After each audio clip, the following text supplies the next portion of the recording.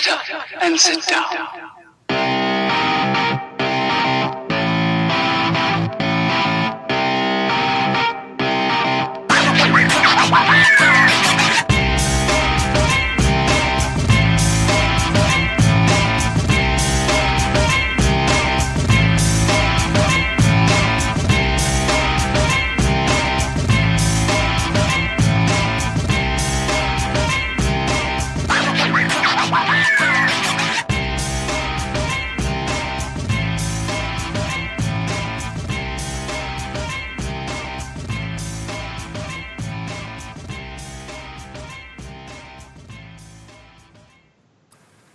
Well, hello, Internet. This is Epic Fail, episode 165. I am your currently monotone host of Draven Dresden, welcoming you here for another night full of fail. And I can say that with confidence because tonight we have Galv returning. Hi, Galv. How are you? Oh, yeah, brother. I'm good. That's a blast from the past. How are you doing? Are you trying to snap into a Slim Jim? I felt like I had to balance out your monotone approach with little Randy the Macho Man Savage. Oh, yeah, brother. I had something else in mind to do for the intro, and then for whatever reason, monotone just happened, and I was like, okay, running with it. Oh, Alessandra in chat, 165. How did that happen? You know what? I was thinking about that just a moment before you put it on there because he puts the number up there. I'm like, and it was 164. I swear it was just a week ago because it was. I'm like, man, it is really, it adds up. Yep. +1 every week. It's like what happens when another turtle has made it to the water. I almost went to YouTube to find another turtle made it to the water. That music song someone did. I was going to do that, and I was like, no. It's pretty awesome. It's funny. The song sucks. It's the concept that's awesome. That someone did it was awesome. Yeah. Yeah. For the chat room, Zeph, if we make it to 300, I am 100% doing a Sparta theme background. Like I'm not going to be like shirtless because nobody wants to see that. But I'll tell you what, I'll start working on my abs now. Okay, well you're not going to be shirtless either. So I mean, you might be, but I'd have to cut it off at your neck. You'd be a disembodied head for that one. Oh boy. Yeah. Well, how have you been, Gal? What have you been up to this week? Lots of good stuff. Personal life things going really well. Kids started school, which is pretty cool. I know there is some demand for that. I just came here. It was my aunt's birthday dinner. We just had a really super nice dinner, which is why I was a little late because, it was fun. It's awesome having her in town. Things are pretty good in my life. Pretty good. Plus, the raid teams are just kicking ass, man. So every time I've logged on, whether it's Vex or Fire Department, I mean, we're putting boot to raid boss ass every night. So that's always a good success time when you get into the old Warcraft raid scene. How about you? Oh, wow, and more wow. I have 1 bar left on the Tortolan. Nice. So I will be fully repped out with everyone at some point this next week. I figure probably Wednesday or by Wednesday. So you'll have level 3 feasts by then? You Yes. can start feeding us? I would gladly start doing it now, but no one has sent me any fish. So, that's on them. I've mentioned it. Make a note. Yeah, I mentioned it in the Discord. I gave away 3 more weapons to CTR people this week, so that's up to 10. When I say give away a weapon, I'm talking the 310, not the 300. So I've just scrapped the 300 and just kept making them. So, yeah. Okay. I sent an instructional note to the raid team regarding that. Oh, great. Here's the thing. I've got a chef's hat. It'll take me all of 5 seconds to make 30 feasts. So I'm not worried about it. Check the mail and all of a sudden, here's some fees. Other than that, I mean, in terms of gaming, not a whole lot. I've used the app because I've been helping family and stuff a little more this week than I have normally. But got to do what you got to do. Hopefully, Absolutely. I mean, don't take this the wrong way. I don't mind helping the family, but hopefully there comes a point where I don't need to anymore. For a good reason, not a bad reason. Right. But yeah, so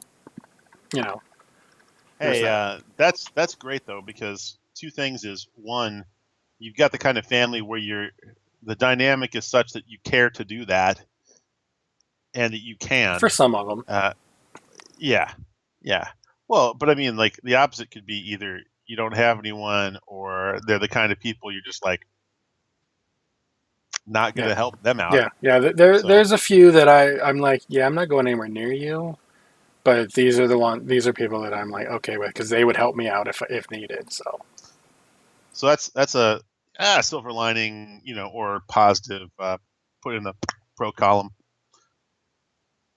Yeah. So where do you want to start tonight? We got lots of stuff. Yeah, we actually have a lot of stuff here.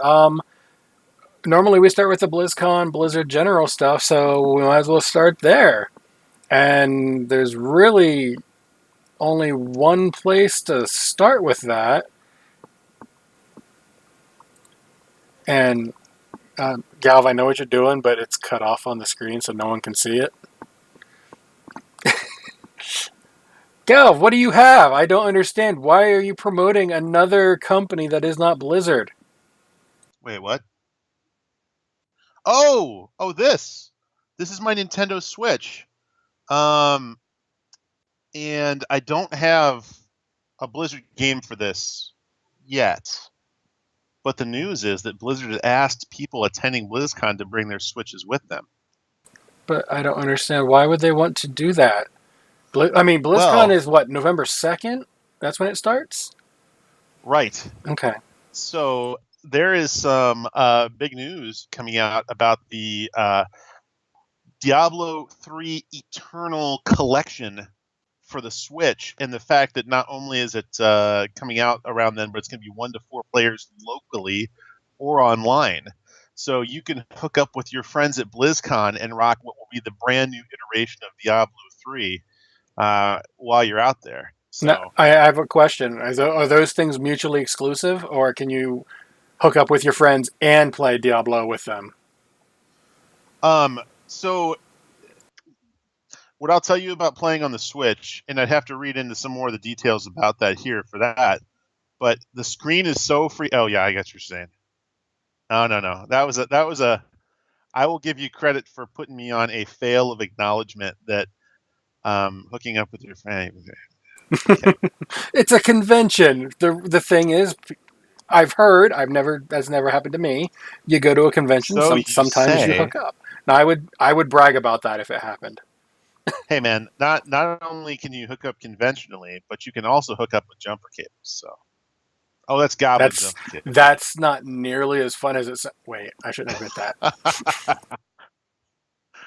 So I'll tell you, for those of you who have the Switch or don't have the Switch, the local access. This is going to remind me of the old game Gauntlet, which was a blast to play with friends. I imagine that most people are going to end up playing just on the handheld console because if you tried to get 4 people to play on like the TV screen console, I think you'd actually need 4 TVs to make that happen. So, but that should be fun. I mean, sitting out in the stands and playing around with friends, it sounds like it's going to be a good time. Yeah, Alessandro brings up the point of the Wi-Fi at BlizzCon. I think what they're having is not necessarily LAN, but something very similar, like at least a very localized, dedicated Wi-Fi for only the Diablo players, and that's it. Like it'll only be that specific area that the Wi-Fi would even reach. I can't promise that, but I would imagine it's probably going to literally just be like a LAN where you plug in your Switch and play it that way. And Nintendo Switches can find other Nintendo Switches. So as long as the handheld console software for Diablo can support 3 other players, they don't even need LAN. Oh, see, I don't have a Switch, so I didn't even know about that. So cool. Yeah. So that makes it even easier. Right. Yeah. Right. But Yeah, Zephyroth will hook up with friends, I'm sure. yeah, we're just gonna leave that go and move on. Well, first off, there's no way to get around it. Virtual Ticket went on sale this week. I Woohoo! spent WoW Gold and got it.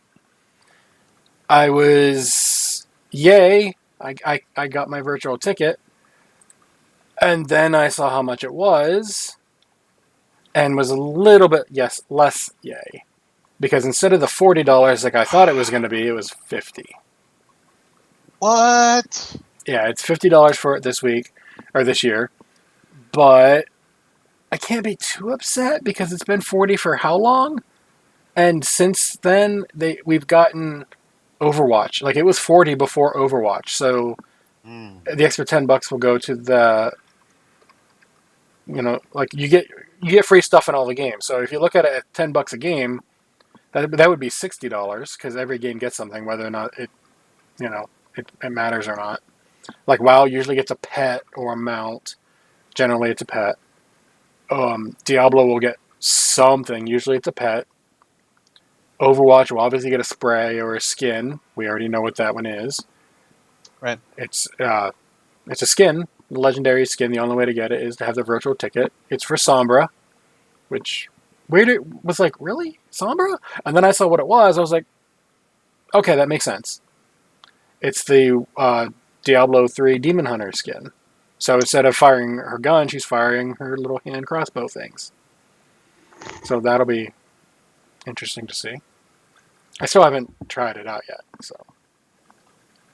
But every game gets something. So if you look at it as, if you go into the store, a WoW pack costs $10. So we're going to base it on that. $10 per game. Mm-hmm. That would be $60. So you're getting one for free. And yeah, it just I would have liked it. I would have rather it have been 45 instead of 50, and that's not just because it's less money, but it would have been easier on me in terms of tokens because that's 3 tokens instead of 4 tokens with money left over. So the physical items can't be. So you're talking about. I'm just checking if it's the goodie box or the ticket that gets you that loot. It is the ticket. Okay. The goodie box, I the see goodie it bag here. goodie box is its own thing, which they did reveal what's in it. That Sombra skin is pretty freaking sweet, dude. Yeah, the Sombra skin looks cool. I can't wait to see what the rest of the other stuff is, mostly the WoW stuff, because that's where I've been putting all my game time. Right. With very little exception. But that is a weird phenomenon for me, too. Like, normally that's not the way I go, but yeah, we can get to that later. New expansion, it happens. But it's a hell of an expansion. The goodie bag, goodie box, however you want to look at it. Or whatever you want to call it, rather. Mm-hmm. If you have the ticket, whether it's a virtual ticket or an actual BlizzCon ticket, it's $10 less. So, I mean, you're paying the full price, either like $40 plus normal price on the goodie bag, goodie box, or $10 extra on the ticket and $10 less on that. So, it balances out. I'm not thrilled with the idea of it being $50 for the virtual ticket, but at the same time, I'm not mad about it either. Let me mini soapbox about this. I've gotten the virtual ticket the last couple of years in a row and the goodie box. Some of the stuff's been really cool. And the virtual ticket, I've always gotten it, and I've been so excited. And I was planning out some times I was going to watch some stuff, and I figured out which halls I wanted to see. Never got around to it. I was like, other things just captured my time, and I could never get back to it. So I haven't gotten my money's worth for like any of the last 3 or 4 years I've gotten it. You do know that you don't have to watch everything live, right? It's going to be there for like 2 weeks. So if you like the voice actor panel, you can go back a little later and catch that so you don't watch it live. The esports are what I would say you would almost have to watch live unless there's a specific, like the WoW Q&A panel. Is Jaina a Dreadlord kind of thing? Yeah. And I'm not complaining because I think they've over the last 3 years in particular, each iteration, including the app that you can get for your mobile device to watch live, has gotten better. Because the first year I got it, that they offered that, it was hard to find the content. Like they had it all there, but it was really difficult to find the one you were looking for, and the search was terrible. And it's gotten better and better and better. I just got around to BlizzCon time, and I saw all my friends who were there doing it, but because they were like on vacation doing it, they had time. I was still, I ran out of time, and the 2 weeks went by, and it's like, I guess you can still find this stuff on YouTube at that point, but I just missed the boat. So yeah. So Yeah. it's not their fault. I think they've gotten better and better. I just, every time I buy it, I just don't have the time to watch all the stuff because it's got a lot. Oh yeah, I know. Every time, even when I can't go, which I've only ever been in to go once, but even when I haven't been able to go, I've always taken like vacation time off work or, or whatever, and been like, these days, no one bother me. These are my days off. You leave me alone. Yeah, maybe. Unless someone is having a heart attack and needs to go to the hospital, I don't care. I mean, if their cat's on fire, here's a pitcher of water ahead of time. Maybe we'll have to try to plan a live Epic Fail podcast from BlizzCon one year. I've thought about that, and I think it was last year, Scarlett had that idea we could do that, and I was like, we could, but I don't like talking over that kind of thing. Like, especially for like the opening ceremonies where they have the info dump. I don't like talking over that. We might do it.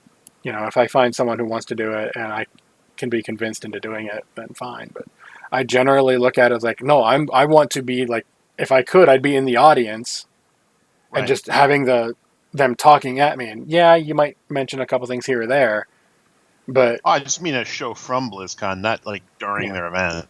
Yeah. But yeah, there's probably something going on Saturday nights.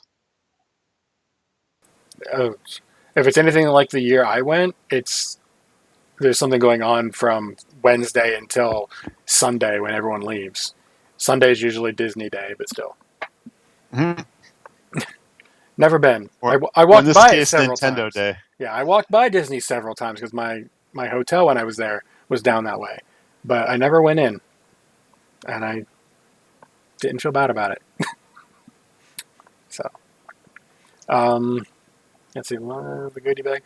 What we mentioned the goodie bag. You mentioned the app, but I want to go back to the goodie bag. What is there anything in this goodie bag that appeals? Because I'm looking at it, and honestly, I'm not planning on I mean, there's some stuff in it that look cool. Okay, but so I'll tell you what I like and what I miss. First off, there's no. They started doing this last year. There's no audio. I know CDs are falling by the wayside, but some of the audio that they've put out in previous years was phenomenal. The art book looks pretty good. And I know that's pretty much the marquee item in the box. The first thing you see when you open the box is the art book, and it's tastefully. I'm the BlizzCon box, not the collector's edition for WoW. I mean the goodie box. Yeah, they've never had the goodie box. I've never. Well, honestly, I've only ever gotten two of them, but I've never seen an art book or a CD in either one. Well, this one, the BlizzCon book collector, art thing is in the front. I think they like 3 years ago they had, and I might be mistaken. I might be thinking of mishandling my information in my brain here, but the BlizzCon book, the art book, is the top item when you open the box. I like the Hearthstone magnets, the Diablo minifig.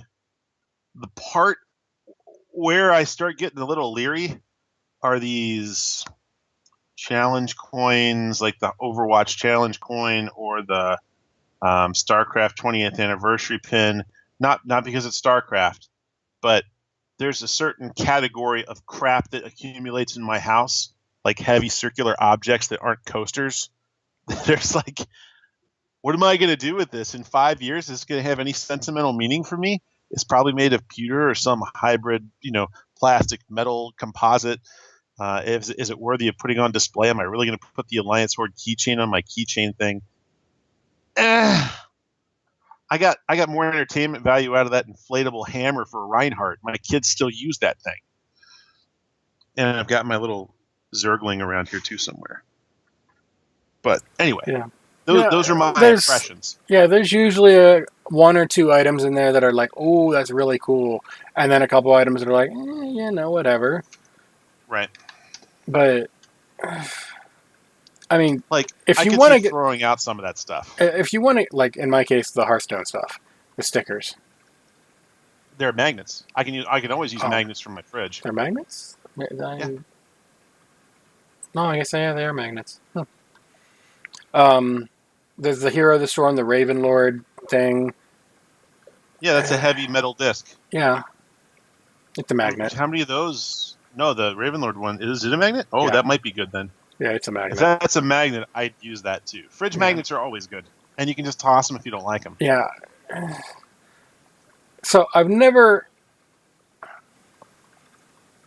been to a BlizzCon where they gave you like a statue. I know that there are the statues from BlizzCons because I know people who have them. Right. But I kind of wish they maybe less stuff, but bigger, better stuff instead of the stuff like this. I mean, so if you want, and I understand why they're going this way because they can't mass produce for everyone who would buy this online, so they can't give the thing, but maybe give that to the people who can go. And this is from someone who probably won't be able to go next year either for reasons. But I would like to see maybe not like a full-on, like the Overwatch, the statues they've been putting out for Overwatch, maybe not one of those, but something, about a foot tall, a decent quality statue or something. I'd like to see a big item put back in the box. They had a Stein 2 years ago. Yeah, I've got and it's still on my shelf. Yeah. And not that I used it. It's decorative, but it looks awesome because my family heritage is German. It's sort of funny having like an Oktoberfest mug, but it's from Blizzard sitting on my shelf when my family's had those on shelves and they're, But I think that one that would be pretty awesome that people I think would appreciate is either a tumbler or a like a BlizzCon 2016 mug or something like that made out of a sturdy glass, something like that or something where you're like, this year I absolutely want to add the 2018 one to my collection of Blizz stuff. Yeah. So at least to me, this year's goodie box, I'll switch from goodie bag, goodie box, but it's a box. Yeah. It was just lacking. Like I didn't see that one item. I was like, ooh, I must have that. How do I afford this? Correct. How much WoW gold do I need to spend? They want it to be the art book, really. Yeah. I think that's because that's what they're featuring. But I'm looking at some of the comments just on the BlizzCon thing. It's like pretty humble stuff this year. I like the magnets and the Overwatch coin. The in-game, people like, I wonder what the in-game rewards are going to be. And then people like, what would you like to see? Murloc pets. Maybe a Murloc pet in a turtle costume. That would be kind of funny. So comments like that are almost exactly in line with what we just said. And I waited to look until after we started talking about it. Another Murloc is made it to the water. Yeah. But I think that there are some people that will be drawn to this box, and there's going to be a bunch of us that are kind of like, I don't know if I can blow money on. Am I really going to sit on this coffee table book from my loot box? Yeah, and if you're one of those people who think it's great. Not saying your opinion is wrong. I'm just saying my opinion is different. If you're like me and you're just like, I didn't really see anything, that's fine too. The great thing about this kind of thing, and whether I like what's in it or not, I still think the idea of them putting it on sale for everyone who has even a virtual ticket is great. Let me grab this off my shelf. Hold on a second. But the great thing I think about is if we don't buy it, Blizzard will get the hint. It might be the wrong hint, but they'll get a hint, and they'll change what's in it. And for the audio people, Galv is currently showing off his Stein.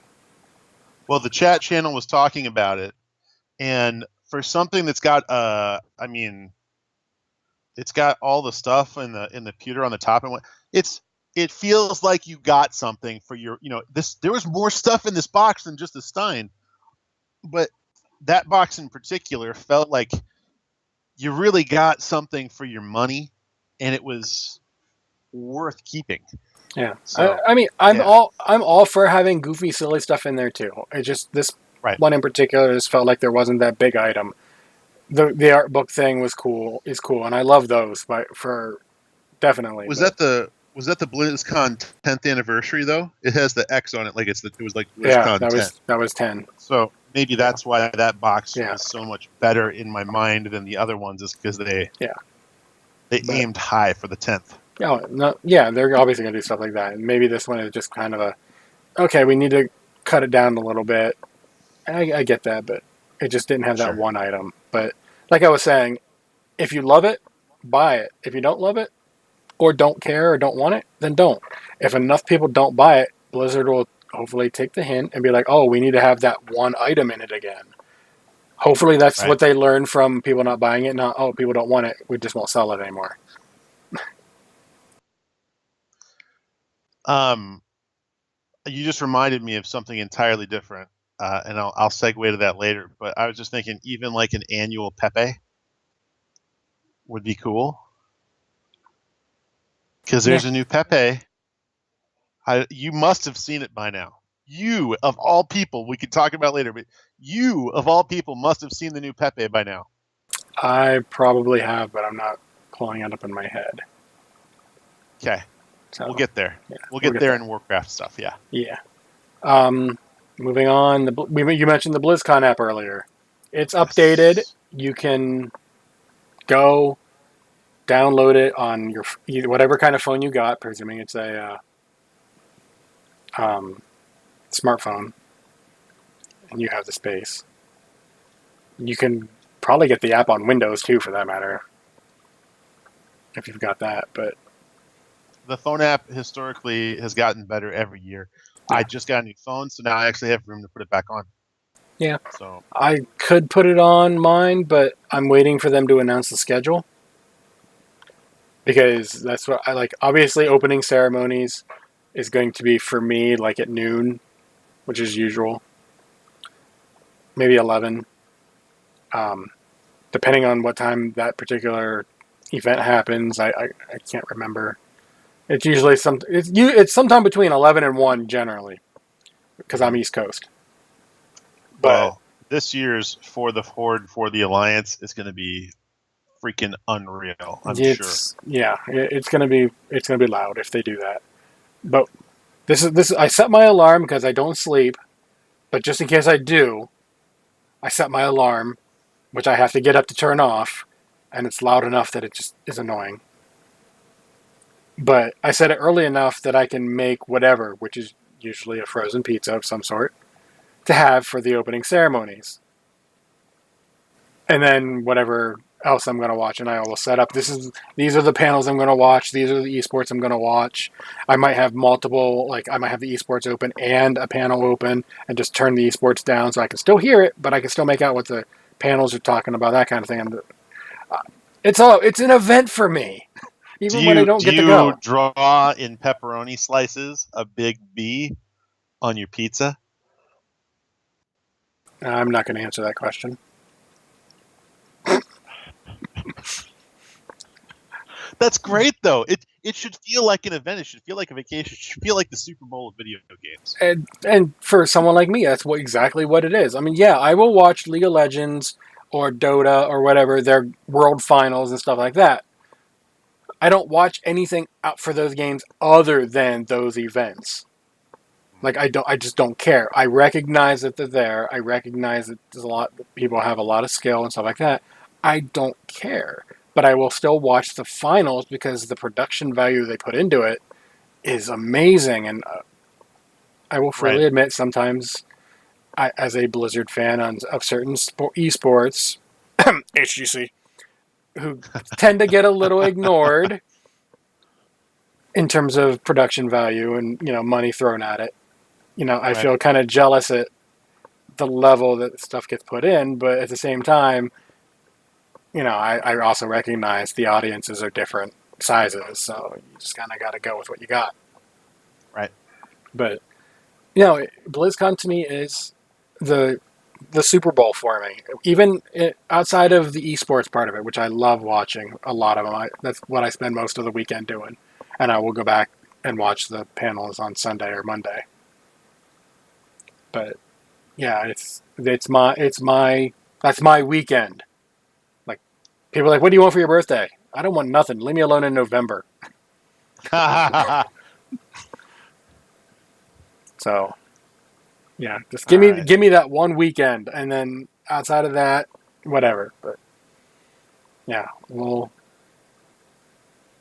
we might do some kind of an event, whether it is a live broadcast over top of, which I don't know what I think about that, but we might just have like, hey, we're going to get in Discord and talk over it kind of thing. I could probably do that. But moving on. Let's see, we mentioned Diablo already. November 2nd, the Eternal Collection will be available, Mm-hmm. and Season 15, Boon of the Herodrum, coming soon. Do we know what that is yet? Or do we just know 15. the name? But the boon itself. Like we had the gold one, which was money. Our next theme season is around the corner with a new buff, Hedrig's Gift rotation, and more. So it looks like you're going to be getting, in Hedrig's, what, the blacksmith? I'm trying to remember who Hedrig is. I heard Hedwig, and I was like, great, we're going to have owls everywhere. It's pretty much the same spelling with a one-letter difference. Yeah. But, so they don't have the details out on that yet, but that could be fun. Yeah. It might be time to log some Diablo hours. So we'll see. I usually log a bit whenever a new season starts, and then I just kind of like, you know what? I'm done. I couldn't tell you the last season I played, but I do enjoy Diablo. I'm focusing my time right now. Yeah, I've got a tier list in my head. Like, okay, WoW is the one I am playing the most, so I have to put the most effort into for game time played and all that. Like more world quests, which my Azerite neck I think is 23, 24 now, probably 23. And then after that, obviously I like Hero, so that'll be my next thing. Then Overwatch. And then either StarCraft or Diablo, depending on what I'm in the mood for. It'll probably be Diablo, and then in terms of playing, and then StarCraft simply because once I do the campaign on it, I feel like I'm done because I know I'm terrible against other people. So I just don't do that. What game was that? StarCraft. It's not on our list tonight.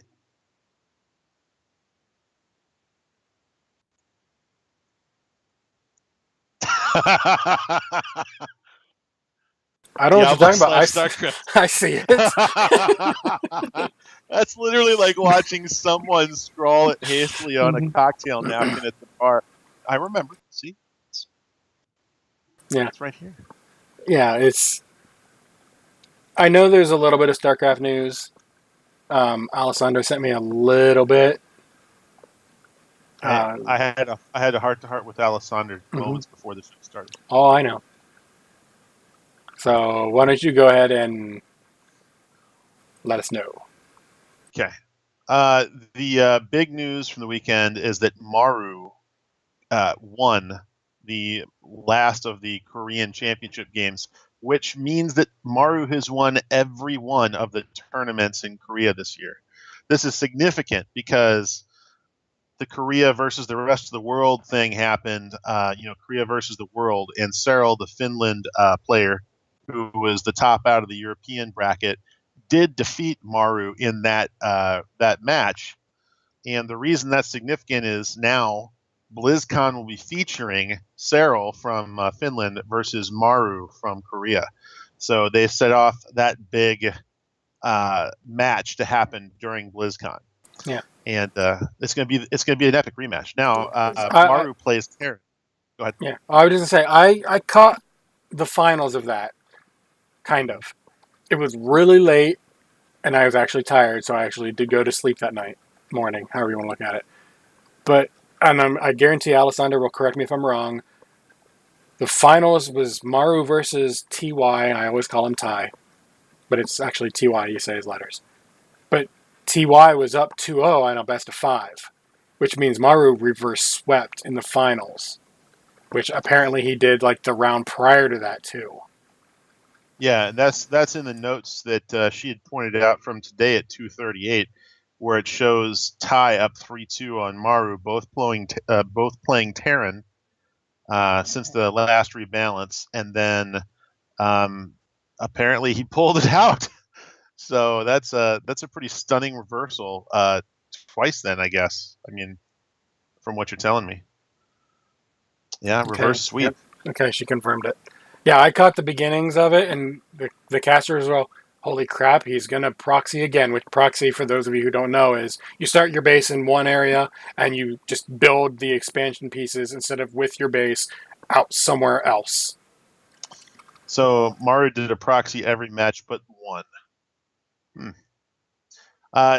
So one of the things that makes me interested about this piece is that the rebalancing is going to happen before BlizzCon, but Serral and Maru will still be playing in the current iteration, while the rest of the world has already moved on to the next rebalanced version of the game. And that's it. That is my nugget for you, courtesy of Alessander. Yay, Alessander. I know I helped her. I don't know how successful I was in helping her, but she had some OBS questions. Because she's helping out with the it's called Pylon. As far as I know, the only StarCraft podcast type thing. And she had to help with the streaming stuff, so I was helping her a little bit with that. I don't know how helpful. Apparently I was a great help according to her in chat. So yeah, I'm glad I could help there. The Pylon Show. Alright, well, speaking of StarCraft, we're going to move on to another game that has StarCraft people in it, and that is Heroes. And I say this, and we're just going to briefly touch on this. 2 heroes are getting overhauls, reworks. Kerrigan from StarCraft and Brightwing from Warcraft. What are they going to do? Honestly, I haven't checked on the Brightwing one, so I don't have any idea. Kerrigan, they change her up a little bit. Hopefully it makes her more tactical kind of thing and actually usable outside of very niche picks. Brightwing has always been an underpowered healer with strong utility between the maneuverability and be able to traverse giant chunks of the map instantly, and polymorph, and a couple of other pieces like that, and a couple of strong attacks depending on when the tuning happened. There were certain iterations of Brightwing with some pretty nifty attacks. So the question is, why the tuning on Brightwing? Is it because of his pick rate, or what's? I'll be interested to see.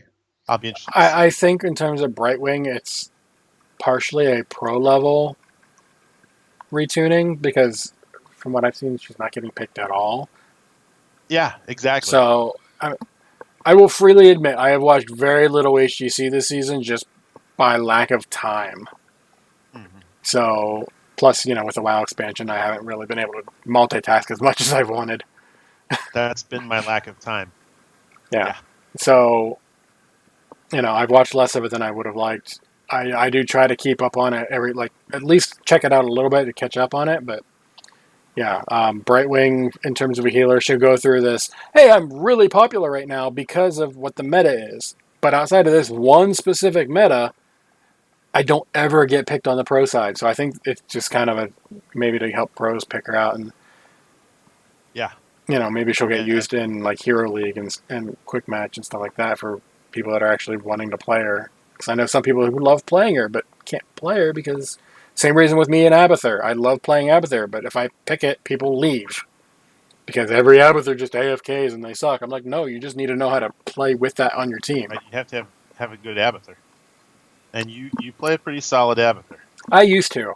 I haven't played. I've in seen so long. better, but you pulled your weight every time. Yeah, I think that's the fair measure, right? Like wins above replacement in baseball is that player pulling their weight with that character. Yeah, so. There are better Abathurs than me, and at least some of them are open the HGC, and in Masters rank and Platinum and Diamond, But for my play level, I would say I at least was a decent Abathur at the time. I don't know. I haven't really played him lately, so. Plus, Abathur has possibly one of the most notorious and exciting skins ever created for any game. Pajamathur. Skeletor. Skeletor is also pretty good. That's the one. But the fact that he's got the impaled teddy bear head on his little stinger, that's pretty awesome. I'm still going with Skeletor. Sorry. I can't not use it. Like, I might go with the robot-y one. Sure. But that would be like a once in a while thing, whereas I just switch right back to the Skeletor thing. It's like, that's just the skin I use on that one, and that's just how I am. But beyond those two heroes, Garden of Terror is getting a rework to make it a little bit more kind of Curse Hollow-ish. So it'll be interesting to see how they decide to pull that off, because a lot of these, when they I didn't say a lot because there's not actually a lot of examples. When they do stuff like this, you feel like it's in response to like the tournament scene or the pro scene. I'm perfectly fine with maps being balanced around that. Yeah, I'm not gonna lie there. Like, it might not be balanced for where I play, but if it's balanced up there, I'm perfectly fine with it. My but then is I would say that not Hearthstone. I'm sorry, Heroes of the Storm, as opposed to other MOBAs, really has distinct maps where the events that come about, like that one, is super unique. There's a couple maps where you get to take control or drive large vehicle and or entities, but how you go about doing that or how that's accomplished, I've always thought that the garden map definitely was a unique one. Yeah. So I know a lot of people were complaining about it, so they switched it before to make it a little less powerful, and now they're switching it again. I've never had an issue with that map. The only map that I've ever really had an issue with was Haunted Mines and Hanamura. Yep. Haunted Mines is fun, but sometimes it gets out of whack so fast that by the time the first Mines is done, game's over, and it's just a matter of waiting it out. Yeah, Haunted Mines was actually the location of the longest game I'd ever played. 55 minutes. Jeez. First week that Rag came out. It was a quick match. First week that Rag came out. 55 minutes because you could not get to the enemy base because everyone was taking Lava Wave. Everyone was taking the upgrade, so you get two of them. And you couldn't get there because your minions in whatever lane you was pushed in, Lava Wave dead. So you had to hero lane as a team, which meant hero on hero fight, which meant still Lava Wave. Yeah. Yeah. So it was a 55-minute game. I still have the screenshot evidence of it. And it was and I ended up losing that game, not gonna lie. But I got That's why you're complaining about it. No. I wasn't. The fact that it was, don't care that I lost. It was fun. It was, the map itself was not the reason, but I got so much experience in that game. I went from level 7 to 10. I hadn't thought about that. That's actually kind of cool. Yeah. So we had, that game was that long. I got 3 levels of experience. So I was like, there was something wrong with the map at that point. The fact that I lost was an annoyance, but, I'm not blaming that on... I'm teasing. You're a pretty good sport about losing. Yeah, if I deserve to lose, I deserve to lose. End of story. So, it happens. But I can relate on the whole losing. Yeah, you should be used to it. Yeah. Let's see. Hearthstone, you mentioned you have information there. There is one notable thing today. This day, the day you are watching this show, not the day we're recording this show, is day 1 of the fall playoffs for HCT Americas. That's it. That's your Hearthstone news. Yeah, we were actually hosting, I think. Yes, you were. You were hosting on Epic Fail Podcast. Yeah. The HCT Americas fall playoff day 1. I just want to point out, it was an auto host. I did not set it to do that. However, it just That just happened to be which one it picked. It was. It's a good one. Yeah, there's nothing wrong with it. I know I've gotten a couple people like, please just don't host Overwatch. I'm so sick of watching Overwatch on every channel. I'm like, Really? People have actually said that? I've gotten a couple. I was like, if it auto hosts, it's just auto hosts. I don't control what it is. I've got a list of, I think, 80 different streams, some of which I personally watch and enjoy, some of which are, heck, I've even got WoW Arena is listed in there. So you might see the WoW Arena tournament going. I don't really watch WoW Arena because it doesn't interest me as much as other PvP games like Overwatch or Heroes or anything like that. Heck, even StarCraft I watch more than WoW Arena. And I haven't watched a whole lot of StarCraft in a while. Sorry, Alessandro, I know, I'm sorry. But, it auto-hosts who it auto-hosts. I could control it and take them off there, but it's a Blizzard thing, so why not? I will support Blizzard in their decision to make Hearthstone an esport, despite the fact that I won't watch it. It's just not your bag. Yeah, I mean, I've mentioned it before. It's a lot like watching poker. People play poker. It's not my kind of thing. They have skill. They figure out the odds and stuff like that. They have skill. I just don't like the holy crap moment to be when they see what they get and not what they do with it. If that makes sense. Like the draw is what the holy crap moment is.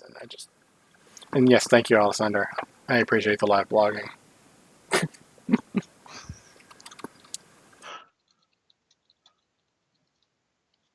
And that brings us to, since that was it for Hearthstone, and there's really no Overwatch stuff at the moment. I'm expecting just a hero. Yeah, it's just a skin this week.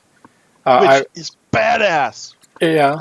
I'm expecting a hero to be revealed at BlizzCon. Because that makes sense. Mm-hmm. So, month and a half-ish. We'll maybe get a hero or something. We'll get something. But that brings us to Warcraft. I need a hero. Yeah.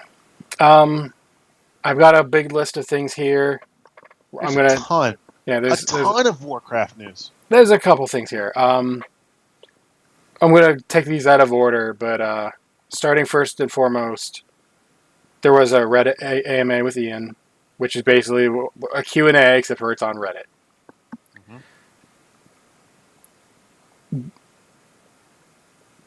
Going into it, I knew there were things that he would not be able to, nor should he talk about, such as who's going to be the last boss of the expansion. I knew that was going to be a question that came up. Whether it was or not, I have no idea, because I looked at Wowhead and MMO Champion and got this is what actually was said. But even then,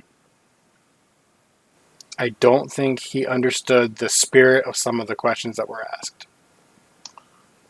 I can see that, or he intentionally obfuscated the answers to avoid controversy. So, if someone asks, "Hey, how come my spec sucks? What are you going to do?" and he says, "Oh, don't worry, we're looking at it. We'll fix it." I figure we're thinking about a 5% buff to your class. If he gives a 3% buff, he gets called a liar.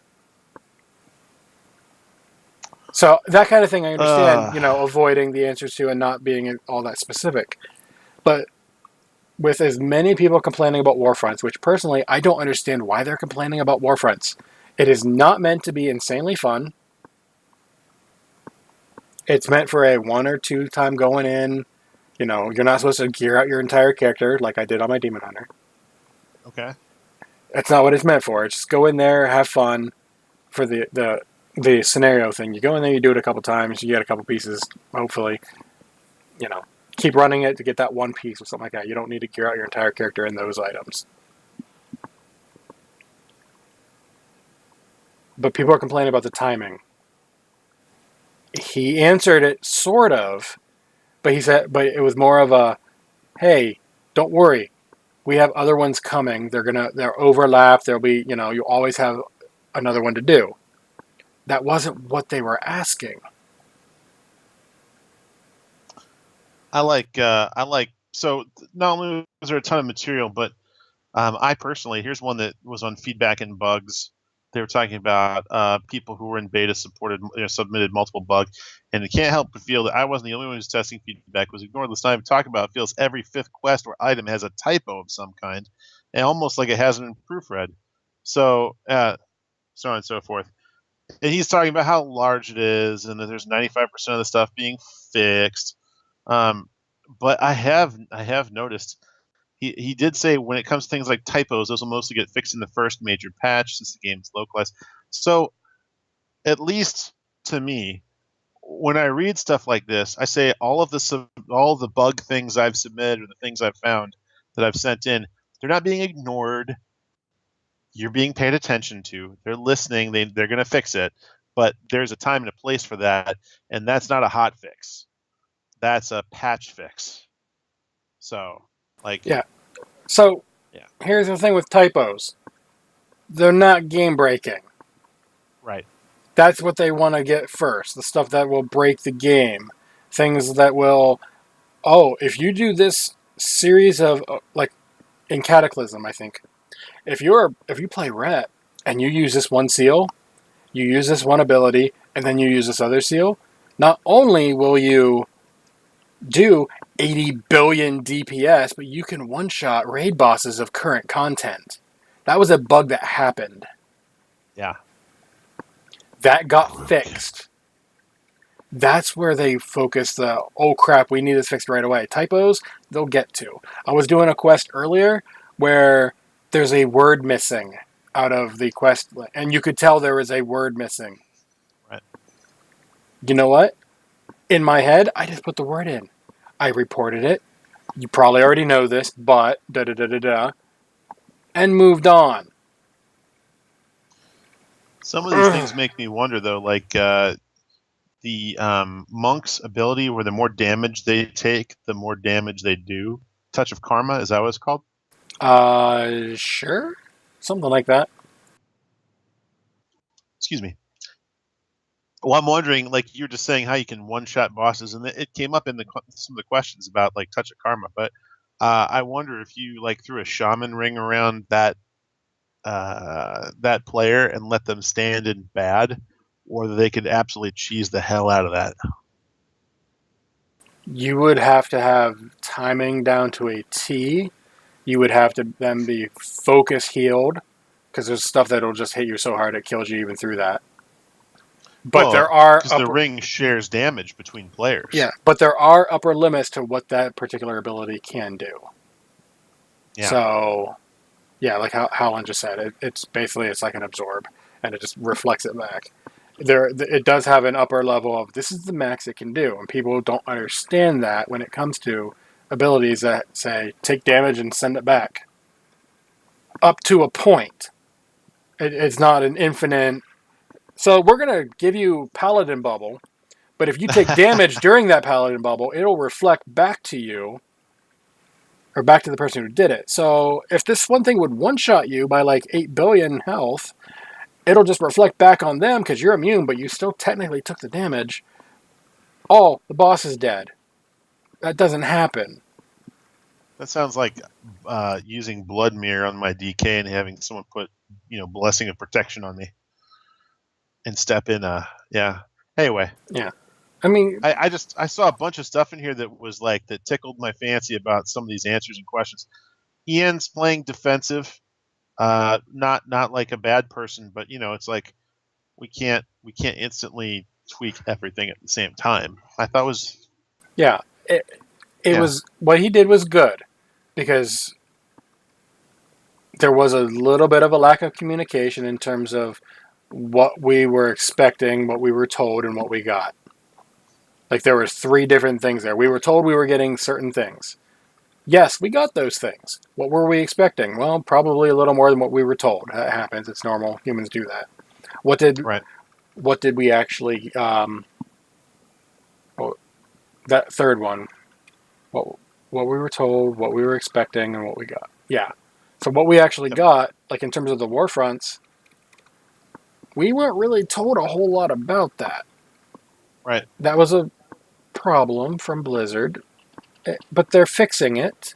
Yep. They're giving us the information. They're trying to say, sorry, we know we dropped it. Here you go. Here's this.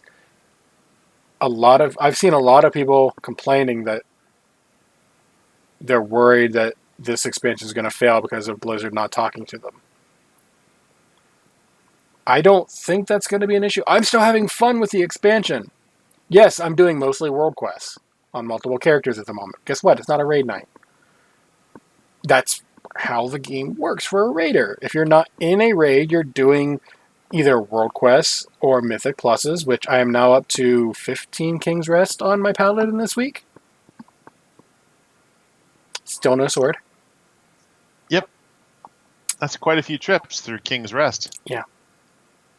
But I'm farming the sword, and I'm farming preferably mythic pluses on it to get a higher item level of that sword, so I don't have to worry about a weapon this entire freaking raid tier. Because if I can get a level 400 of that sword, I'm good.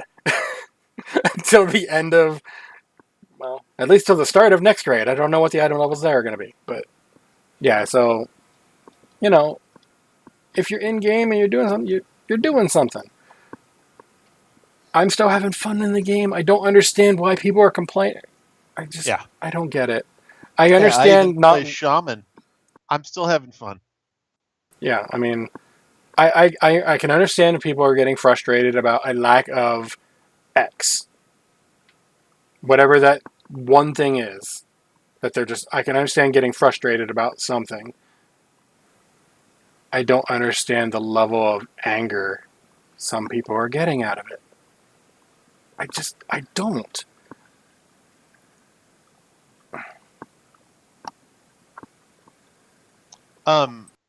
Yeah. It was. See, there's Howland. He's saying the same thing. The AMA was pretty good, especially concerns Azrak during class posts. Yeah, there's some things that are going to be adjusted, and I think at least they're working with us on it. I thought the AMA people, if you should dig into it, go read it. It's pretty good. It's pretty good. Yeah. They're talking about fixing up the island rewards. Yeah, which they did. Yep. But why the Warfront pacing is what it is, and we haven't even gotten to see it yet as Alliance. It ain't there for us. It's coming up. Yeah, I mean, I wish it would be a little faster. Mm-hmm. Not gonna lie, but I completely understand why it takes as long as it does, so that people don't have to log in on the one day to do it. Yep. They get 7 days of the scenario, and then the other side gets, okay, time to collect your resources while the other team gets it for as long as it takes you to get it. So they're just, it makes sense in terms of story and gameplay. I don't understand. Yeah, fine, one team gets it before the other. Guess what? It's gonna happen anyway. Now it takes more than an hour. Right.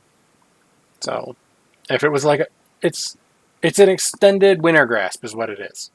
Instead of every hour, 2 hours, however many hours it was. No, it's just a couple weeks for it yet, though. So winter grasp, at least you could queue at the same time. I mean, I'm not complaining because I haven't done it yet. Okay. But, so what I mean is, we started with owning winter grasp in this example. Gotcha. Okay. And now they are to the point where it's like, okay, we're gonna try to take it over, and then they'll take it over, and then we can queue to try to take it back. That's kind of how it is. It's like it just goes back and forth instead of there's a chance your team might not win, and then the other team gets it for a while, kind of thing. Mm-hmm. And yeah, there are reasons why people stop playing WoW. There are reasons why people are loving it, and everyone has their own thing. I really don't get the anger of people that are still playing it, saying it's garbage. If it's garbage, stop playing it. Well, this expansion in particular is the opposite of garbage. This is possibly Blizzard's finest masterpiece to date. So, the rough edges aside, this is extra content on top of what we've normally come to expect. Yeah. And the normal suite of the game has been delivered on the highest level it's ever been delivered on. And this new sort of experimental stuff is still being tweaked, but it's interesting. We're getting more for our dollar than we've ever gotten before out of this game. I mean, in terms of like content, we didn't get a max level zone. Fine, I can understand a little bit of disappointment there. Yeah. I will bet money that the next major patch that involves the next major raid will have its own zone, as will probably the one after it. So we're probably going to get 2 zones. They just didn't give us one of them right off the bat. Sure. So, I just... I can understand people's point of view of not liking something. Even up to... I've been saying I don't understand the anger. I completely understand your not liking other people's not liking points of view. Makes sense. Yeah. I've been saying I don't understand the anger. I'm going to correct that. I understand why people can get angry. I don't understand the level of just sheer at people that they're sending at Blizzard. Like, I don't understand why people can't be like, hey, here's a completely level-headed explanation as to what I like, what I don't like, what I wish you would have done instead. Here's what I think you could do to fix these issues as I see them. And not, die, Blizzard, die! That they're getting. Yeah. I mean, and there's some things that you hope they figure out. Like, I had an issue today where I was trying to do a world boss quest, and there was a group made, and everyone gets invited to the group, and half the people are in the war mode, and half the people aren't.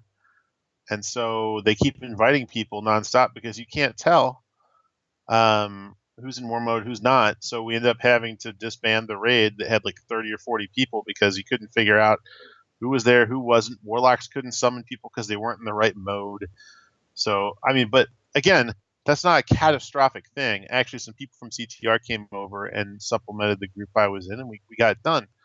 But you're sitting there talking to these people wondering, can't they just temporarily flag us together so that we can, knock out a raid level boss or stuff like that? So awesome! We got a celebrity. Yeah, we've got a WoW celebrity in chat here. Not just a WoW employee or a Blizzard War mode employee.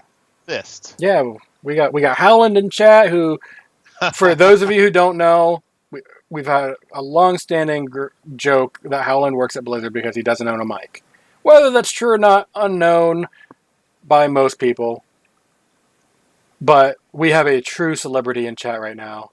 Fist, hi. Yeah, we stopped the show just to say hi to you. Sorry, it'll get edited out later, but for probably now, not. Hi. What? It'll probably stay.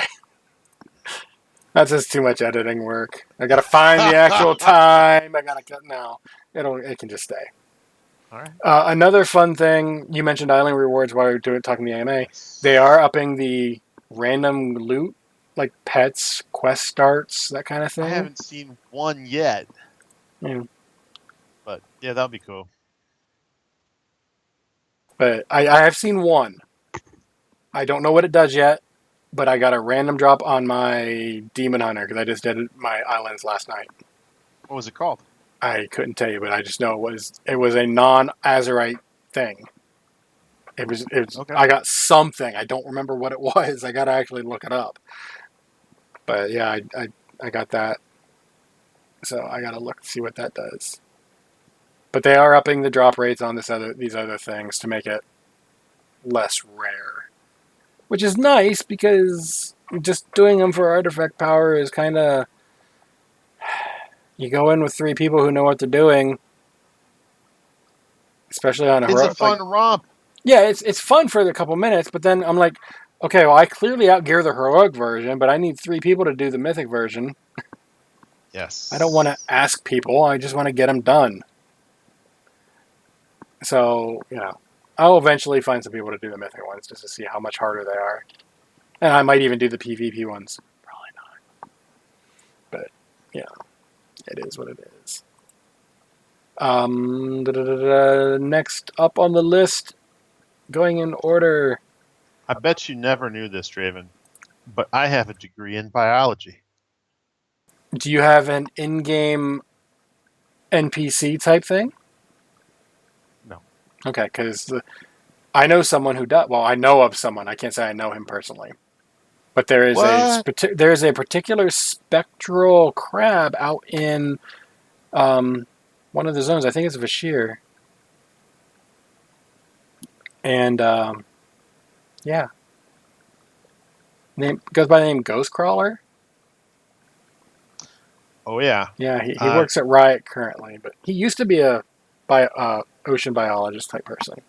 Before he was the lead in-game developer for World of Warcraft. Yeah. So if you haven't seen this little article, this little Q&A with Ghostcrawler, Greg Street,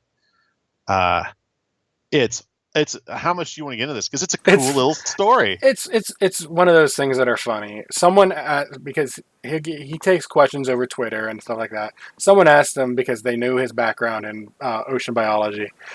There's this quest in Warcraft about turtles and water, and he's like, "Yeah, I know." He's like, and blah blah blah blah, and he goes into detail as to what the ramifications of killing off the predators for the prey, what that could happen, at least the last time he did any research into the biology of, and he just this long post, and I was like, for a joke quest, it's getting so much attention. It's funny. It's cool.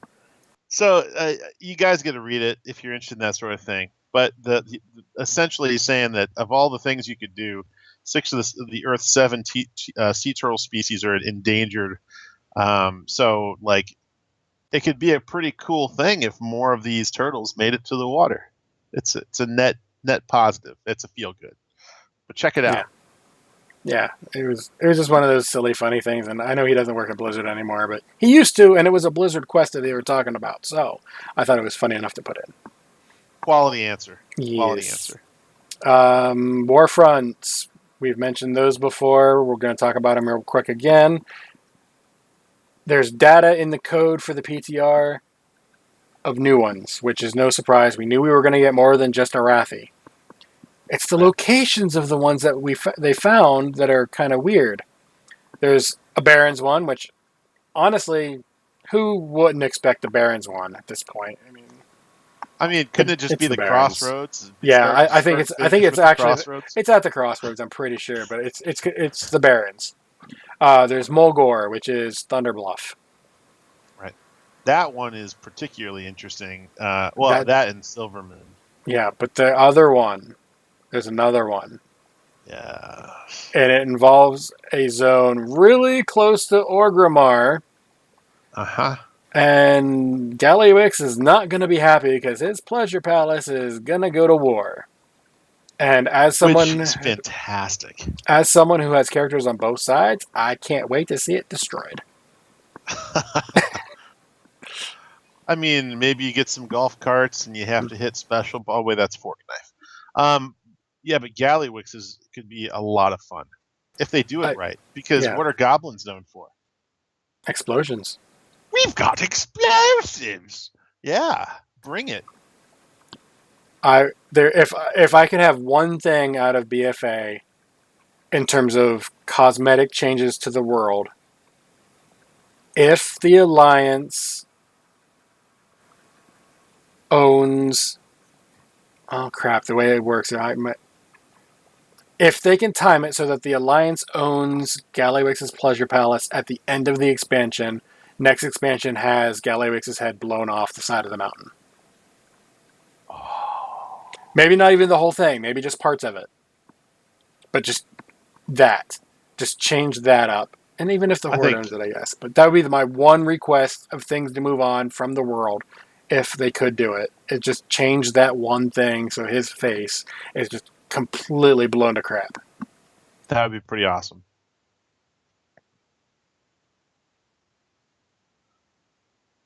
All right. Well, yeah, there's a quest at the Pleasure Palace, actually. Yeah. If you've done it, it's a cool little quest. Yep. Okay, so next up on my list here, since we just talked Warfronts, we're gonna skip this one thing. We're moving, and then we'll jump back. Okay. So Blizzard made it oops with Warfronts, not time gating that everyone's mad about. But there was another one, which was fresh 120s could queue up for Warfronts. Which is like what? Yeah, that was.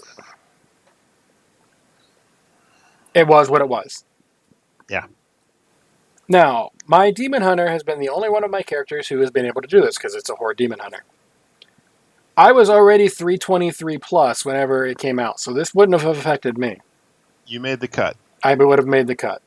I'm now like 340 something or other, so it's almost to my Paladin's eye level. Close. But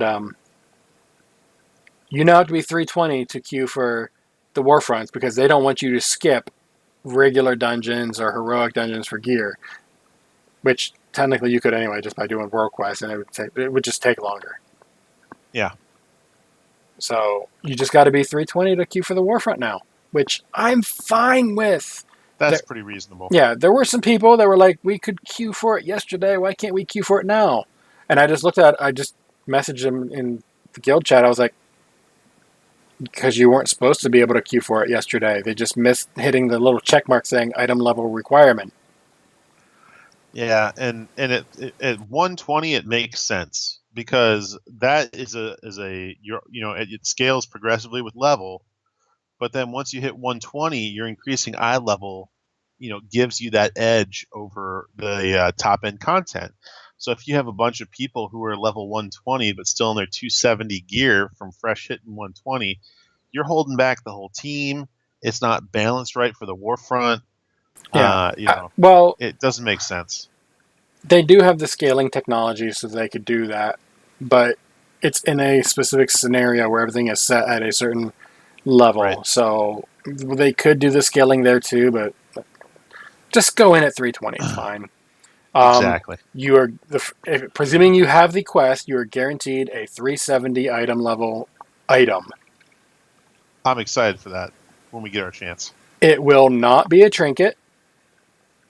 It obviously won't be a neck because there are just no neck drops because Heart of Azeroth. I don't think it'll be a ring. Yes, it can be a weapon. But it will be a weapon based off that faction and not a random, here's the weapon out of this particular dungeon that you really want, that you run 15 times in a week. It won't be that at 370. Okay, I gotta put the brakes on the train real quick. Guess where the new Pepe is? I loaded it up. You're already there.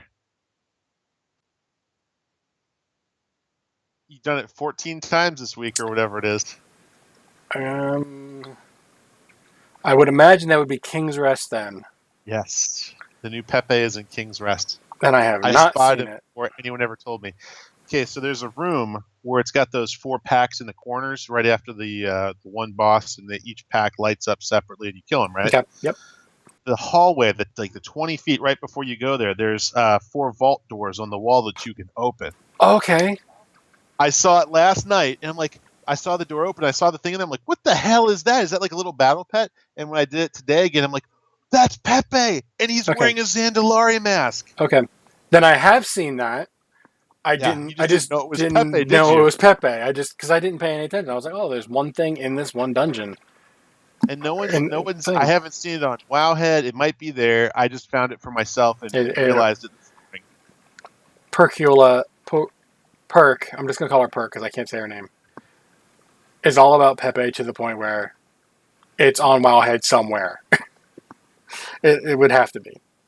Sure. Because that's that. But that's why I teased you about it because I'm like, I know you've seen it. You might not have known what you were looking at. Yeah, but next time you go through, you're going to be like, that's totally Pepe. Yeah. So we're going to go back to the previous topic that we skipped over real quick. Okay. The reorigination array, which is a raid buff in Uldir. It's a trait on your Azerite gear. And the explanation. Yeah. Okay, so I looked at it. I'm going to too long didn't read this. Okay. TLDR. Kill 3 bosses, any difficulty, Uldir, you get a buff. Presuming you have that trait. Whether you have this gear or not. Bosses. It has to be unique bosses. You can't kill Talak 3 times in a week. Okay. So 3 unique bosses. So just go into LFR, kill the first 3, you get credit. Yes. Now, That will give you 1 stack of a buff that is only active inside the raid itself. Yes. And what that does is, if you have one of 2 certain traits on your Azerite gear, which if you get Azerite gear out of the raid, you get the buff. It's the trait's there if it's out of the raid. What are they called? Crap. Adam. Well, because there are 8 bosses, the maximum you can get is a plus 75 of your top secondary stat, right? No. It's only 3. There is no past that. Kill 3 bosses. That's it. Right. It's an unmarked quest basically. You kill 3 bosses. Yes. And you get credit for the quest. Now, the way the chart works out is you get the plus 75 is the maximum you could theoretically get every week for this. No. You get cumulative. 1 stack per week. So week 1, if you killed 3, you have 1 stack of the buff. Week 2, you get another stack. Week 3, you get another stack. You don't need the trait active in your inventory on you anything to get credit.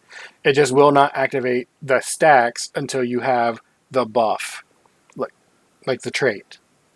Yes, that's correct. But I'm just saying that the base value of that stack is 75. It's 75 per week. Correct. So the maximum, if you got all 3 kills, so you got your stack 1, week 1, stack 2, week 2. Okay. I think we're having a miscommunication between us. That could be. So to get the 1 stack, you have to kill the 3 bosses. Then you have that stack for that week. Right. And then week 2, do it again, 2 stacks, 150 to the stat. Week 3, correct, 225 total. Yep, now this goes up 75 each successful completion. And this will continue every week the raid is out. I believe 10 stacks is the cap, though. So week 10, maybe. I'm pretty sure that 750 is the cap. That's a lot. Yes. Now, here's the thing, though. The base value changes depending on what stat it is. So haste, it's 1.1% of that, which is huge. Crit is 1.04% of that 75. Versatility is 0.88, and the versatility reduction after that is 0.44. So versatility, it scales depending on what that secondary stat is that you've got the highest of. Yeah, you only get that. You only get the top stat. So in my case, in most classes haste is the stat you want. Correct. So you're going to be stacking the crap out of that. Now it's going to give you even more. And I'm just like, I might actually get my 100% haste back. Well, and that's what I'm trying to say is if it's haste, the week 1 you'll get a 1.1% haste increase. Week 2 it'll be 2.21%. Does that make sense? Week 3, 3.31. Week 10, your stacks of 750 will give you 11.03. This is going to depend on your class. Yes, but that's the generic. They've got the math table out there on the. Yeah. That's huge. Yeah, you're going to get some nice buffs every week. This is their method to soft nerfing, time nerfing the dungeon or the raid. Yeah. So like I said, TLDR version, kill 3 bosses. If you get an Azerite item that has one of the 2 traits, there is, I'm looking for the name, Archive of the Titans or Laser Matrix. Either one will give you access to the buff. As long as you have them, as long as you're wearing the item. I already failed this, by the way. How did you fail? None of this explanation was available until this week, right? So week 1, we get this, and I got an item that had it. And I put it on, and I got the buff. Week 2, at the end of week 1, I got a second item. I put it on, so I have two items with archives on it. And I had 2 stacks, and I'm like, oh, it stacks. No, it doesn't. I'm just on week 2. Okay, that reminds me. So there are 3 pieces of Azerite gear. You have the head, the shoulder, and the chest. Right. Only one of these pieces need these things. They do not stack whatsoever. Correct. That, Yep. Also keep in mind, this buff, for that trait, is only active in the raid. So you go outside, Yes. that trait is worthless. That being said, item level may or may not make up for the difference of that trait. Also, you will continue to get credit for the hidden quest, regardless of whether you have that piece of gear on. Yeah. And that way you can switch new pieces out for old pieces without having lost your stacks. Yeah. The best way I found to describe it is if you remember the Argus raid, the little trinket upgrade dooflinky thingies. Yes. You got those whether you had the trinket or not. Same principle here. You're going to get, as long as you kill 3 bosses, you get that stack. You just don't feel it unless you have the thing equipped or you have the item with that trait. Exactly. So, yeah. And also, just because you have Laser Matrix and Archive of the Titans, that doesn't stack either. So no combination of any of those makes it better. I think Laser Matrix is for tanks. Maybe for healers. I haven't really looked at it because it's not on my list of this is a trait you want. No, it's not there. Your spells and abilities have a chance to release a barrage of lasers, dealing 4,058 arcane damage split amongst all enemies and restoring 5,073 health split amongst injured allies. Okay, it's not near the top of my list then. Because it's a lower number. I'm sure it's on the list. Yeah. I mean, Archive of the Titans is the one that gathers and analyzes, giving you primary stat stacking 20 times. So that's better. That one is fun. Basically, so it's entirely possible that you would like to have both anyway. It's not going to give you double re-origination. Yeah. So yeah, fun times. With that, which took longer to explain than I expected, but it happens. We mentioned last week that Method was going to be streaming World First, the race. Yes, they did. As of the time that I wrote my notes, which was earlier today, Method was in the lead, 6 of 8.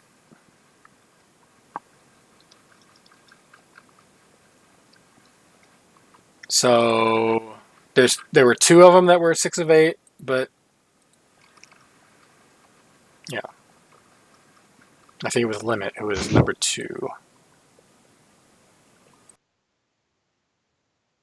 So I got to watch that. I started watching it roughly when they were banging on, and I started hosting it when they were banging on Fetid Devourer. And it was really interesting because they were basically attempting to determine whether RNG was the reason they couldn't defeat the boss. And so I watched them pull roughly eye level 364 was the average eye level on Method's raid at the time. And they were really sharp. I mean, watching these people play at roughly, I would say 95% success rate over and over again on dozens of pulls. I always say 95% success rate. I mean, like, everyone avoiding as much avoidable damage as physically possible. You have to stand in the barf to soak this other thing and use a defense. Crazy impressive. And they just could get it under like 51%. Yeah. I think they were part of the reason why that particular boss got nerfed, because it was actually mathematically impossible from Blizzard's point of view. Correct. Eventually. At that eye level, they were 20 eye levels below what the intended threshold for the fight was when they started. Yeah. Got a question from chat. Where are they broadcasting? I know twitch.tv/method has one. Yes, that's exactly right. Specific raiders, I know Sko has his own. He's been streaming. You cannot hear their commentary, which is sad, but I don't think anyone really expected to be able to hear it anyway. But a couple different of their raiders have it. The main broadcasted stream, though, is twitch.tv/method. Yep. But it's been pretty impressive so far. Keep in mind, they're in Europe, so time is going to be a little different.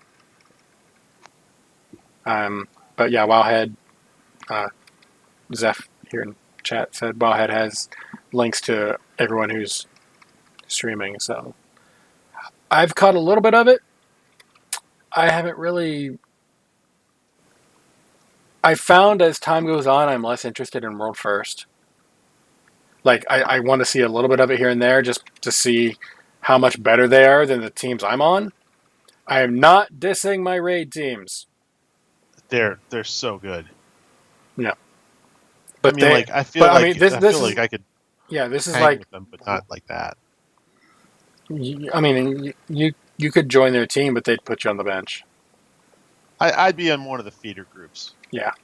It's their level of precision, man. I mean, stepping on all the right things you step on, dodging all the things you're supposed to dodge, putting in, crazy high DPS for where the item level brackets are. Their rotations are all on point. Yep. Just high precision. Yeah. Just keep in mind if you go to the Method Twitch channel, the commentators are. You won't see them commentating anything at BlizzCon. That's all I'm going to say. They're not great. I wouldn't say they're overly terrible, but I wouldn't expect them to get a pay raise anytime soon either. That's going to be a show title. Overly terrible. Maybe, but hey, honestly, viewers on Tuesday. 4 million viewers. Wednesday. Was it Wednesday? Yeah. Whatever that first day was, when I was watching that stream of them just face planting on Fed Devour, 4 million viewers. Not all on Twitch. They were on like 4 different platforms. And also keep in mind, that was just the one stream. Sko had his stream going. A couple other people had their streams going. I can't think of the names. That was the total from all the streams, though. The one on just the Method one on Twitch was up at like 260,000. So, but that's a hell of a draw. I mean, don't get me wrong. I love all the people that come to our chat and listen to our show and all that. We ain't gonna pull 4 million people. So that's a lot of people to pull, Draven. Yeah. I mean, nope, not gonna make that joke. Not gonna do it. But anyway, tunnel just waiting to happen. No, I wasn't even gonna go that direction. But okay, I'm sure you'd know. Responding to everyone in chat. I'm sure you would know more about that than I would. But anyway, that about wraps it up. So, unless you have anything else, we can move on to shoutouts and such. All right. Well, you got any shoutouts? How do people get a hold of you, et cetera, and so forth? Yes. So, twitch.tv/Galvanid, streaming 4 nights a week, plus some bonus streams. Also, Galvanid Online on Twitter. And you can catch me in CTR's Discord channels or Vex's Discord channels, things like that. My shout this week is, first off, well, the raid teams. Vex did a hell of a job. They got some pulls on Gahoon Night 2. And I had a great group with the guild leader today. And one of our officers is coming back off, which is fantastic. So welcome back, Bo. And the fire department, wow. We have had a couple of stunning wins on fire department in the first 2 weeks. So, wow. That's been an absolute riot. I'm sure you could speak to that too. Yeah. I honestly thought our Zul kill last week was a fluke because we one-shot it. And everyone's like, no, this is going to be a hard one there towards the end. No. We one-shot it again. So it just happens to be one of those fights that can be difficult for a lot of groups, but we just kind of oops our way through it and make it look like it's not as hard. Our team killed it. Zul, he is difficult. I have personally watched other groups struggle with Zul normal, And the combination of I know we're not using a strategy that's going to be effective in heroic. We'll have to, mix it up a bit when we get there. But our group just smoked it 2 weeks in a row. We've had 2 pulls on Zool and 2 wins. Yeah. Eat it, Zool. Now, Mithrax. There's plenty of Dana. Yeah. Mithrax, on the other hand, I'm just going to say clean kill. Because we had, 7 people alive? At least we got a kill. At least we got a kill. Night 3 of the expansion's raid. It took us 3 nights to get Mithrax down. So it was ugly as hell. There are some people out there clearing heroic, clearing mythic, and all that. Like Method would look at us like, psh, we're not that level of player though. We go through normal once or twice, and then we'll go into heroic, and then we'll still clear out normal, and we might dip our toes into mythic. That's our level of where we play. So getting through this level is still pretty huge for the group. I mean, we're talking dad bods, soccer moms, grandparents on our teams. Yeah, like of which we have at least 3 that I know of, I think. 3 to 4. Yeah, and that's not even including Dez, who is taking some time away, I guess. Hiatus. Yeah. Yep. So we're talking septuagenarians in our team, and they're rolling up and kicking the crap out of some of these fights. Yeah. So, and for all you people out there, and I'm sure people listening to our show already know this, just because someone is older doesn't, or in a lot of people's opinions, a girl, doesn't mean they're bad at the game or need to heal. No. Two of our team's best DPS are females, one of which is in her 60s. I have no idea. And there's one that's older too, I think. Yeah, and I have no idea how old our rogue is. But that's not the point. No, they're amazing. Yeah. Well, at least on our team, in the window that we're getting to view our teammates, people who I would say would generically not be thought of as elite raiders are pulling huge numbers and crushing it. And it makes me hopeful for my older years. Yeah. I mean, there have been raids where I'm like, I don't have to try. I'm going to be top DPS anyway. I'm actually having to try to keep up. There are some times where I'm pulling the top numbers. It's not often, but I'm always like top 3 or 4 or 5 for the most part. There's a couple fights that I'm a little lower because it's you gotta stop bopping them. That's not fair. I wish it still worked that way. I wish. I'd be like, hey, guess what? Oh, you popped your cooldowns. That's so cute. Bop. Yeah. But I wish it still worked that way. That'd be funny. Why did my DPS go down by half? Why is these things on my head? At this point, I'm using it on myself because it doesn't do that anymore. So I'm like, yeah, I don't need physical damage. But I'm just saying, just because someone is an older person or a female or both doesn't mean that they're not going to be good at what they do. Yeah. You know what that means? They've had more time to practice what they do. Well, I'm just saying this is the shout-out section. This isn't the complaint section. Yeah. So this is where really I'm impressed. Yeah. So for myself. So my shout-out is going to be all the people, no matter their age, no matter their gender, that figure, even if they're still figuring out how to do it, they put the time and effort in to figure it out. Specifically, I will give a shout-out to Dazzladorn for the cheer and Twitch. Thank you. I'm sure that was the Jack Ryan money, and for those of you who have been on Twitch a lot, you know what I mean. Beyond that, did you say how you get a hold of you, Galv? Yes, it's your turn. All right. Well, then you get a hold of me at Draven Dresden over on Twitter, unless you're Galv, who will send me a message after the show, and I will ignore for 17 hours before replying.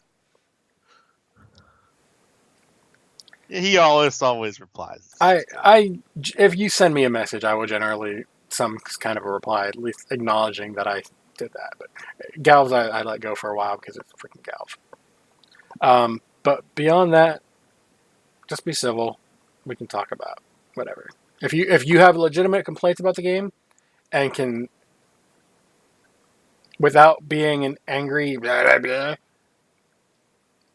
feel free to message, and we can have the conversation, and maybe you'll convince me as to why you're right and I'm wrong, or maybe I can convince you as why I'm right and you're wrong. Or we can just agree to disagree. That's okay too. But yeah, that'll be my shout outs and my how to contact me. So with that, we have a Patreon for the show. If you feel the need to give us money, I will look at you like you're a crazy person, but I will still say thank you. Patreon.com/podcastepicfail. $1 per month, not per show. Some people do per show, and I'm just like, I don't understand that one. Per month seems better to me, but each our own. $1, $2, $5, $100. I don't even know if that one's there or not. In all honesty, I don't know. I doubt it. If you want to give the show that Draven runs that much money, he'll figure it out. Yeah, if you want to give me that much, yeah, I would. You give me $100 a month, I'll do 30 shows a month. I won't. I'll do my best, but Yeah, I have will, other nights. I will figure out something. I don't know.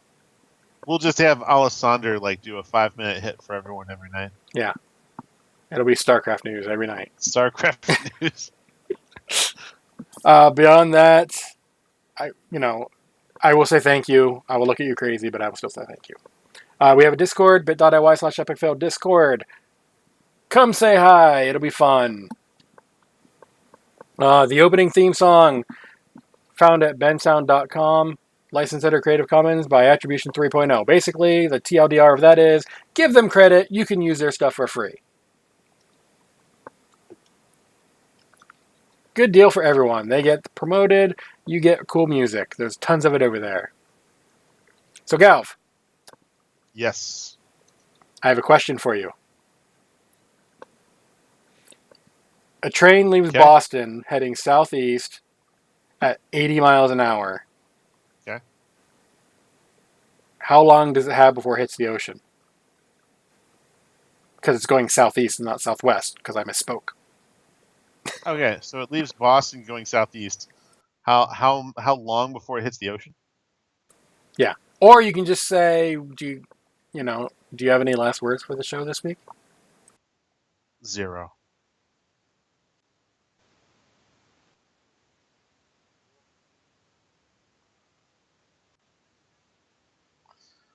Boston's on the, it's a coastal town.